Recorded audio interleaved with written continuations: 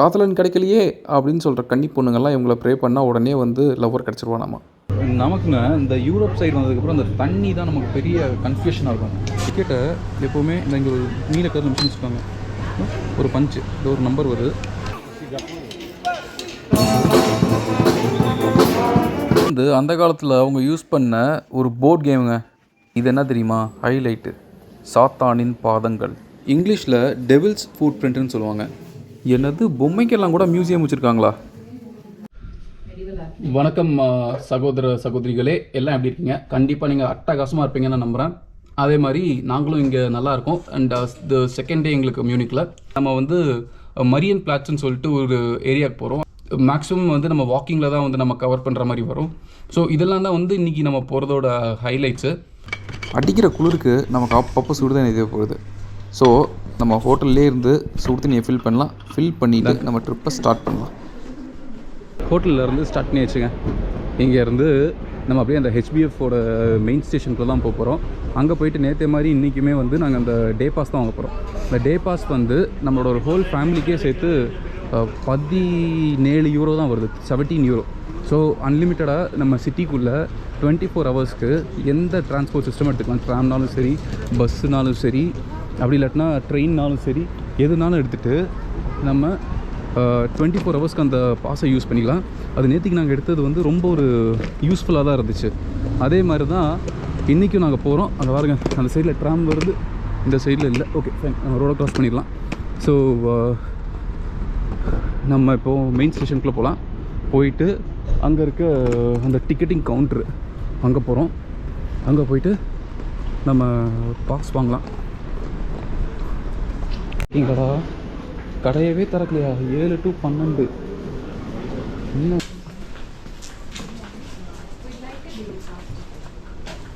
So, for how much people? Then it's 1760. Okay, please stamp both tickets. Bye. So அவ்வளோதாங்க, நம்ம ticket இங்கேருந்து வாங்கியாச்சு. இங்கே என்னென்னா மெயினாக நம்ம டிக்கெட் வாங்கினாலுமே இதை ஆக்டிவேட் பண்ணுங்க. நம்ம ஆக்டிவேட் பண்ணாமல் போனோம்னா இது வந்து ஸ்டில் நம்மளை வந்து என்ன மாதிரி கன்சிடர் பண்ணுவாங்கன்னா டிக்கெட் எடுக்காமல் போகிற மட்டும் கன்சிடர் பண்ணுவாங்களாமா. ஸோ இந்த டிக்கெட்டை எப்போவுமே இங்கே ஒரு நீல கலர் மிஷின் வச்சுருக்காங்க, ஒரு பஞ்சு, இது ஒரு நம்பர் வருது. ஸோ அதே மாதிரி நம்ம ரெண்டாவது டிக்கெட் இங்கே பாருங்க, இப்போ இதில் நம்பர் இல்லைல்ல இந்த டிக்கெட்டில். ஸோ இப்போ திருப்பி நான் அதை உள்ளே விட்றேன், ஒரு நம்பர் சம்திங் வருது. ஸோ இதான் நம்ம டிக்கெட் ஆக்டிவேட் பண்ணியாச்சு. இதுக்கப்புறமா வந்து எந்த சிஸ்டம்னாலும், இன்றைக்கி எந்த டிரான்ஸ்போர்ட் சிஸ்டம்னாலும் நம்ம காசு கொடுக்காம ஏறி போய்க்கலாம். ஏன்னா நம்ம காசு எல்லாம் முதலையே கொடுத்தாச்சு. ஸோ காஃபி அந்த மாதிரிப்பட்ட ஐட்டம்ஸ் தான் எல்லாமே. பார்க்குறதுக்கு கொஞ்சம் என்ன சொல்கிறது, லைக் கொஞ்சம் ஆத்தென்டிக்காக இருக்குன்னு நினைக்கிறேன். நமக்குங்க இந்த யூரோப் சைடு வந்ததுக்கப்புறம் அந்த தண்ணி தான் நமக்கு பெரிய கன்ஃபியூஷனாக இருக்கும். ஏன்னா இவங்க வந்து ஸ்பார்க்லிங் வாட்டர் நிறையா குடிக்கிறாங்க. ஸோ ஸ்பார்க்லிங் வாட்டர்னா ஒன்றும் இல்லை, ஆக்சுவலாக அது சோடா தான். ஸோ நமக்கு இந்த பாட்டில் நீங்கள் பார்த்தீங்கன்னு வச்சுக்கோங்களேன், உங்களுக்கு இந்த பேரில் ஒன்றுமே தெரிய மாட்டேங்குது.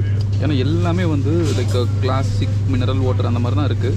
பட் ஆனால் அதை நம்ம போய்ட்டு பில் போடும்போது தான் சொன்னாங்க இது வந்து ஒரு கார்பனேட்டட் வாட்டராமா, சோடாவாமா இது. அண்ட் இது எப்படி கண்டுபிடிக்கலாம்னா, இது நீங்கள் இந்த பாட்டில் வச்சு அமுக்கி பார்த்தீங்கன்னு வச்சுக்கோங்களேன், அது ஸ்டிஃபாக இருக்கும், நம்மளால் அமுக்க முடியாது. ஒய் பிகாஸ் அதுக்குள்ளே ஃபுல்லாக கேஸ் இருக்குது. அதே இது நம்ம இந்த பாட்டில் எடுக்கலாம். இதை எடுத்து நம்ம இது அமுக்குனீங்கன்னு வச்சுக்கோங்களேன், உங்களுக்கு உள்ள ப்ரெஸ் ஆகும்.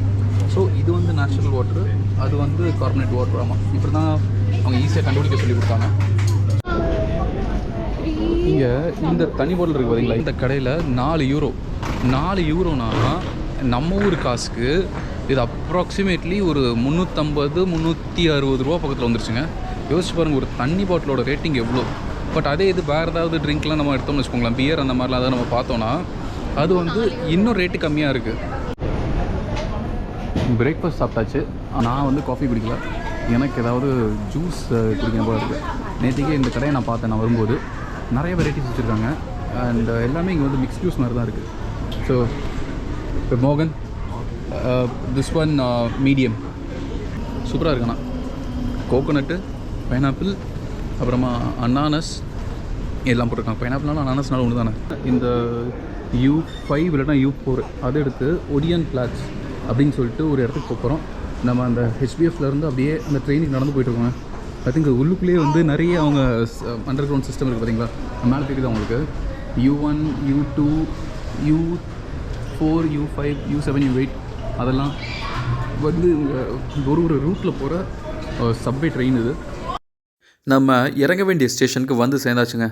இங்கே பார்த்தா ஸ்டேஷனோட வால்லாம் நல்லா வந்து ஏதோ அந்த ப்ரான்ஸ் மாதிரி சம்திங் ஒரு மெட்டீரியல்லாம் வச்சு அழகாக டெக்கரேட் பண்ணி வச்சுருந்தாங்க. ஸோ இங்கேருந்து அப்படியே டைரெக்டாக நம்ம வெளியே எக்ஸிட் ஆகிறோம். இங்கேருந்து ஜஸ்ட் ஒரு வாக்கபிள் டிஸ்டன்ஸில் தான் அந்த மியூனிக் ரெசிடென்ஸ் இருக்குங்க.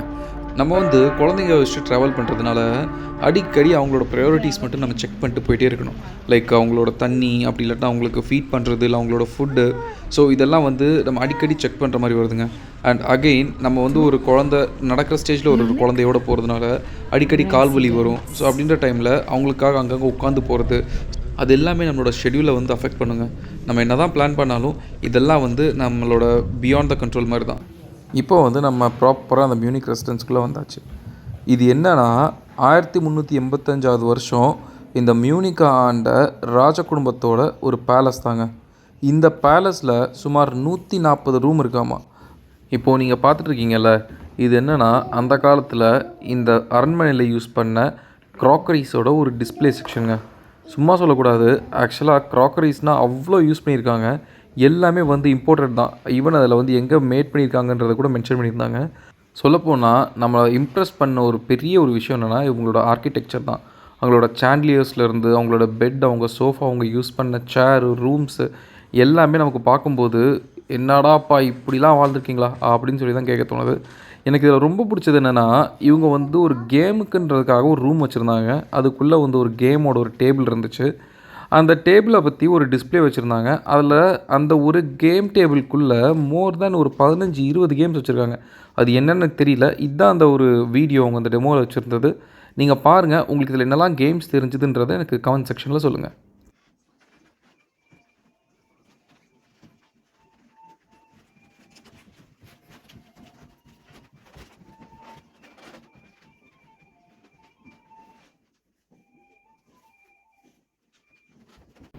நம்ம மியூனிக் ரெசிடென்ஸை முடிச்சுட்டு நம்ம வெளியே வந்தாச்சுங்க.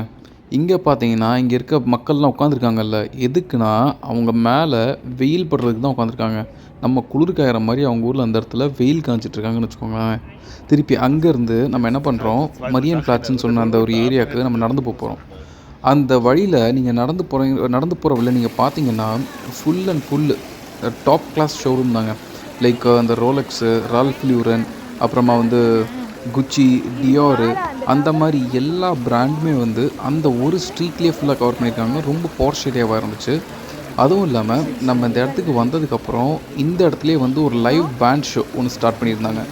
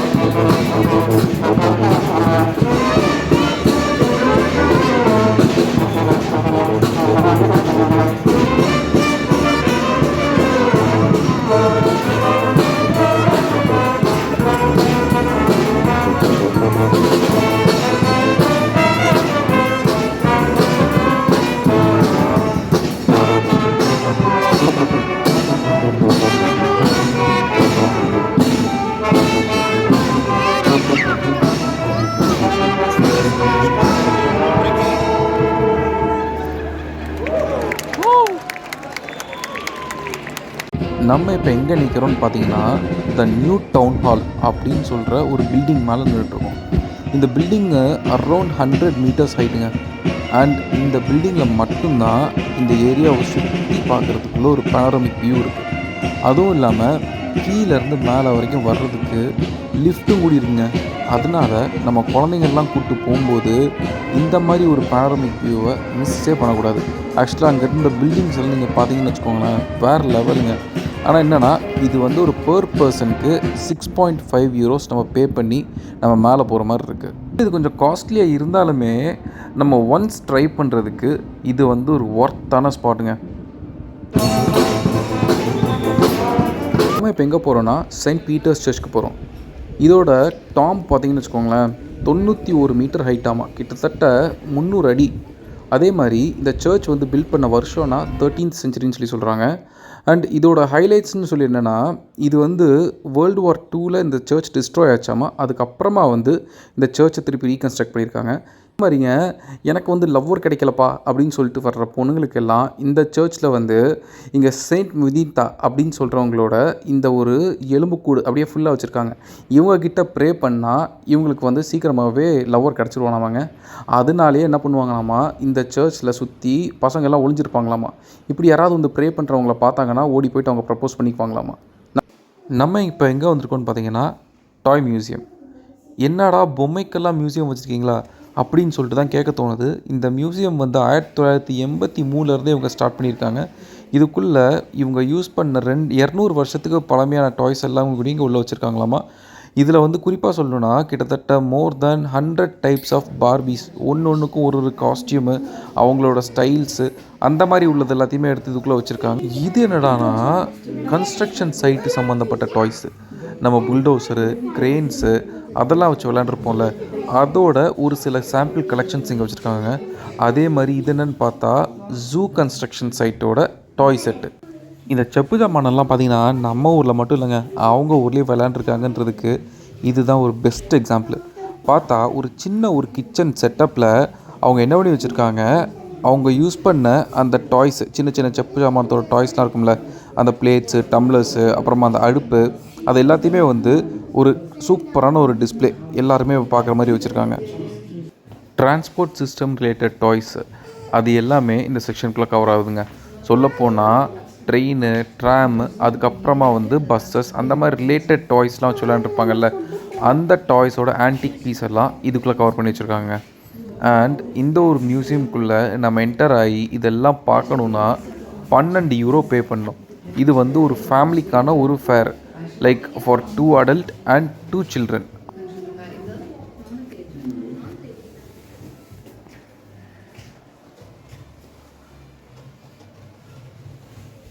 இப்போ நம்ம வந்து டெவில்ஸ் ஃபுட் பிரிண்ட்டை பார்க்க வந்திருக்கோங்க. இது வந்து மியூனிக் கேத்தட்ரல்ன்ற ஒரு சர்ச்சுக்குள்ளே இருக்குது. இது வந்து 1468 வருஷம் இந்த சர்ச்சை கட்டின ஆர்கிடெக்ட் வந்து ஒரு டெவில் கூட வந்து அக்ரிமெண்ட் போட்டிருக்காராமா. ஏன்னா அவருக்கு வந்து ஃபண்ட் இல்லைன்னு சொல்லிட்டு. ஸோ அந்த டெவில் வந்து என்ன பண்ணியிருக்கு, அந்த ஃபண்ட் ரைஸ் பண்ணுறதுக்காக நான் சப்போர்ட் பண்ணுறேன் அப்படின்னு சொல்லிட்டு அக்ரி பண்ணியிருக்கு. ஆனால் அது ஒரே ஒரு கண்டிஷன் வச்சுது, என்னென்னா இந்த சர்ச்சுக்குள்ளே எந்த காரணத்தை கொண்டும் விண்டோ வழியாக லைட் பாஸ் ஆகக்கூடாது அப்படின்னு சொல்லிட்டு. ஸோ இந்த சர்ச்செல்லாம் கட்டி முடிக்கிற சமயத்தில் இவர் என்ன பண்ணியிருக்காரு, திருப்பி அந்த டெவிலை உள்ளவான்னு சொல்லிட்டு கூப்பிட்ருக்காரு. அப்படி உள்ளே வந்து பார்க்கும்போது அந்த டெவிலுக்கு வந்து ஒரு கட்டத்துக்கு மேலே வந்து அந்த இடத்துல வந்து ஒரு விண்டோ இருந்திருக்கு, அதுக்கு வந்து சீக்ரெட்டாக லைட்டு உள்ளே வரதை கண்டுபிடிச்சிருச்சு. ஸோ இதில் கோவப்பட்ட அந்த டெவில் என்ன பண்ணிச்சு, ஓங்கி அந்த இடத்துலேயே வந்து அதோட காலை வச்சு ஒரு மிதிச்சிருக்கு. அதுதான் அந்த ஃபுட் பிரிண்ட்டு அப்படின்னு ஒருத்தரப்பு மக்கள் பேசிக்கிறாங்க. ஸோ இந்த வீடியோவோட எண்டுக்கு நம்ம வந்துட்டோம். கூடிய சீக்கிரமே நம்ம அடுத்த வீடியோவில் சந்திப்போம். அது வரைக்கும் பாய் பாய்.